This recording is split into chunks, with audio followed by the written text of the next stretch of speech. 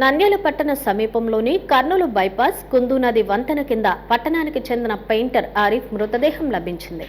నంద్యాల సమీపంలోని కర్నూలు బైపాస్ రహదారిలో కుందు నది వంతెన కింద శనివారం ఓ వ్యక్తి మృతి చెందిన సంఘటన వెలుగులోకి వచ్చింది.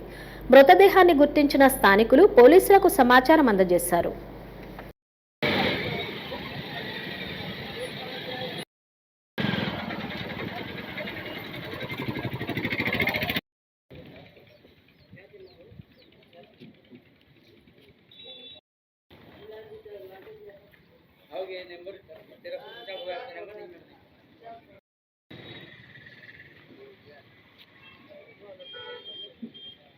స్థానిక నూనెపల్లెకు చెందిన మంచినీళ్ల బావి వీధిలో పెయింటర్గా జీవనం గడుపుతున్న ఆరిఫ్గా పోలీసులు గుర్తించారు.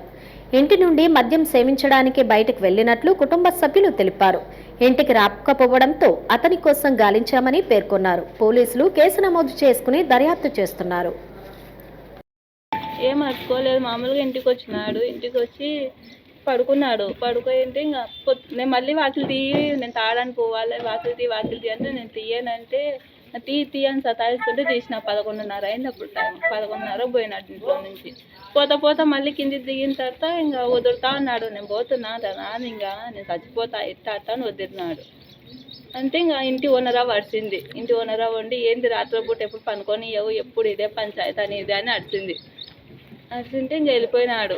వెళ్ళిపోయిన తర్వాత నా కొడుకు విన్నాడు. అప్పుడు అమ్మ తిడుతున్నాడమ్మా, చచ్చిపోతాను ఎట్టాను ఏందేంది అంటున్నాడు. అంటే మొన్న ఇట్నే వెళ్ళిపోయినాడు, వీళ్ళ చెల్లెలు అందరూ ఎత్తుకులాడు రాపో ఇంకా నీకే బాధ్యత ఎట్టా అని చెప్తుంటే ఊరికి ఎందుకు ఈ పీకులాట తీసుకొని వచ్చి వాళ్ళ ఊర్లోనే వదిలిపెట్ట అడిగినాను కూడా. మా ఆడపిల్లకు 4 రోజులు పెట్టుకోమ్మా, నువ్వే ఊరికి సతాయిస్తాను అని కూడా చెప్పిన. పొద్దున ఇదే జరిగినది. ఎత్తులా ఆడుకుంటూ వస్తుంటే అక్కడ మనుషులు ఉంటే తొంగి చూసినాము. తొంగి చూస్తుంటే ఎవరో ఉన్నారు ఆడ. అంటే తొంగి చూస్తే కాళ్ళు కానొచ్చినాయి.